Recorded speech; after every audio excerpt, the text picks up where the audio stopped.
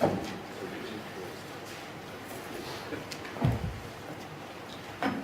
good afternoon. Today I'm going to be talking about cooperation in the High North, using the NRF as a case study. And by doing this, I'm taking a detour from our main research subject, which is Iceland's security interest in the High North. But I find this topic highly interesting, and therefore I'm thinking about maybe developing it further, so I especially will welcome any comments on how to move on with that.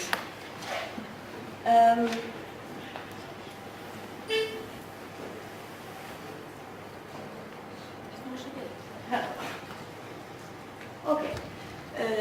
I want to start by making a long story really short. During the Cold War, we had the tension between the two superpowers and the militarization of the Arctic. End of the Cold War, we had increased international cooperation and stability.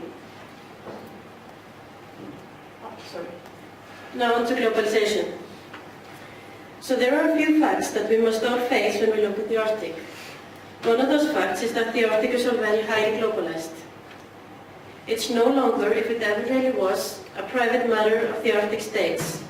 Not for the Arctic 8, not for the Arctic 5. And we must also recognize that the melting ice cap and all the development and the activity in the Arctic has global effects.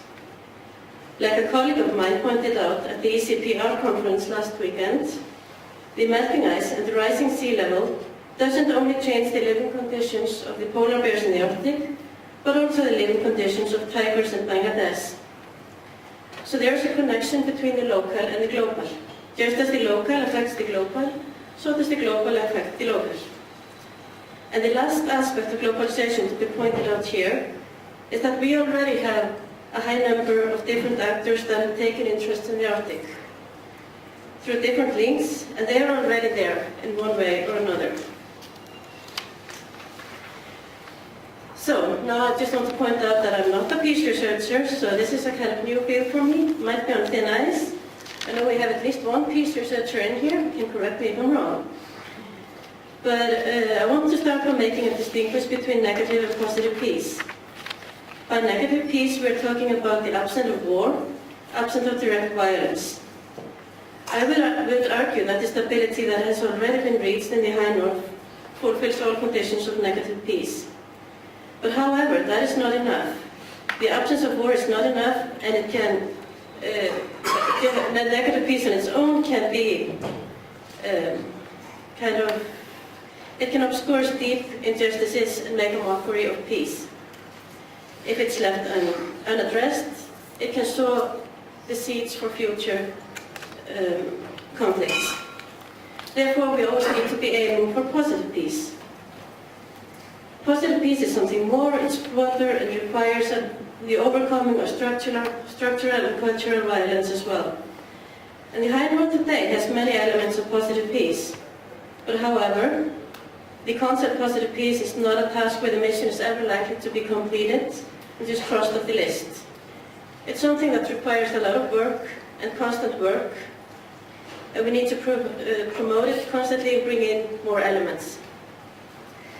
So in order to gain peace, we need to develop methods of peaceful change in order to prevent the conflict generating of future issues. If we look at peace building, we can make a division between three levels. On the top level, we have the military and political leaders. Then we have the regional and political leaders and other influential people. And the third level is like the grassroots and the common people. And conflict resolutions are usually taken from the top, but peace building needs to include all three levels. After the conflict has been stopped, we need to link the control of violence to the rebuilding of a relationship at the community level.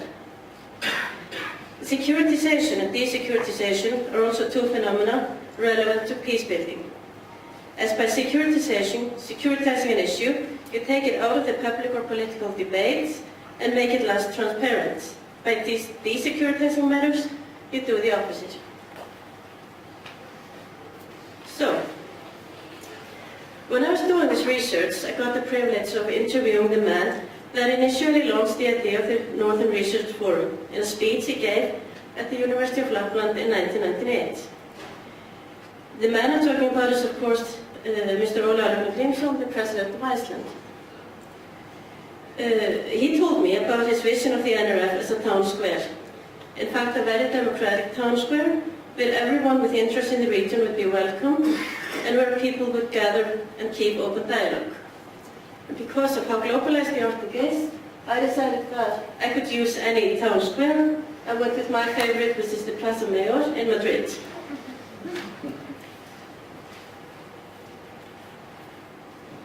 Okay, I guess most of us know something about the NRF as we're here. The main mission of the NRF is to provide a platform for open discussions between all parties of interest. This is done with biannual open meetings that rotate between countries. Other important things to mention here is that under the NRF there are theme project groups and a network of young researchers. The theme project groups are led by senior scientists, but give young researchers the opportunity to work with them on various projects. And as an example, I could mention the NRF EU Arctic Thematic Network on Geopolitics and Security, which I am proud to be a part of. And this openness of the NRF, the idea of being a town square where everyone is welcome, and the inclusion of the young researchers may be among the most important aspects of the NRF.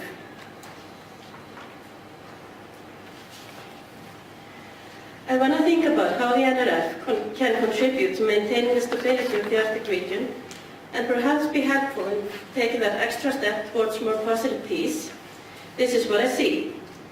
By being open to all stakeholders and addressing the issues the region has to deal with, the NRF helps building confidence and trust, making interaction more human. By promoting cooperation between all and addressing pressing issues, transparency is promoted. If you want to be even more optimistic, we could even talk about desecuritization in that sense.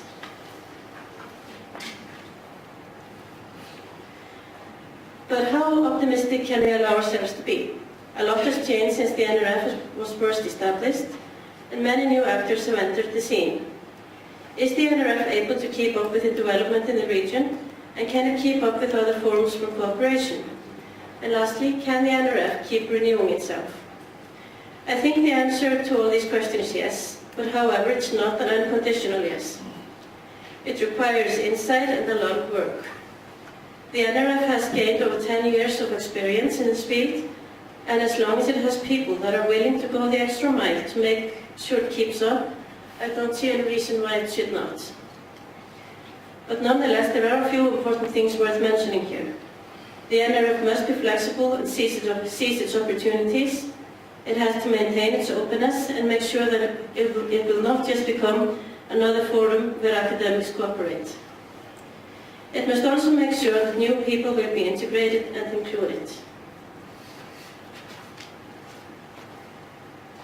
So to conclude, by being open to all stakeholders and addressing the issues the region has to deal with, the NRF helps building confidence and trust.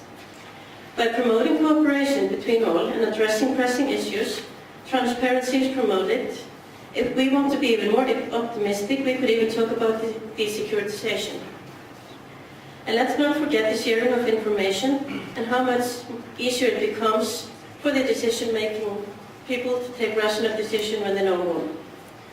So all in all, the NRF can and is a useful tool in the task of working towards positive peace. Thank you.